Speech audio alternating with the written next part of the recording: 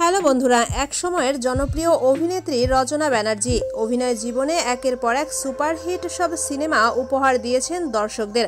বাংলা ছাড়াও আরও কয়েকটি ভাষায় সিনেমা করার অভিজ্ঞতা রয়েছে এই অভিনেত্রীর।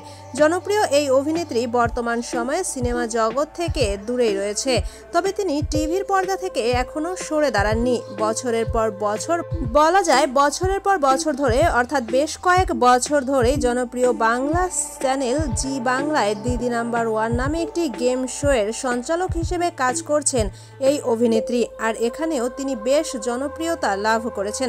তবে এসবের পাশাপাশি তার একটি শাড়ির ব্যবসায় রয়েছে। কিন্তু তার অনুরাগীরা সবসময় জানতে চান রচনা ব্যানার্জি দিদি নাম্বার ওয়ান থেকে সঞ্চালনা করে কত টাকা পারিশ্রমিক নিয়ে থাকে। তবে এ ব্যাপারে সত্য কোনো তথ্য এখনও জানা যায়নি। তবে আনুমানিক কিছুটা জানা গেলেও সেখানে বলা হয়েছে দিদি নাম্বার ওয়ানের প্রতিটা এপিসোডের সঞ্চালনা করার জন্য রচনা ব্যানার্জি 1 থেকে 2 লক্ষ টাকা পারিশ্রমিক নিয়ে থাকে।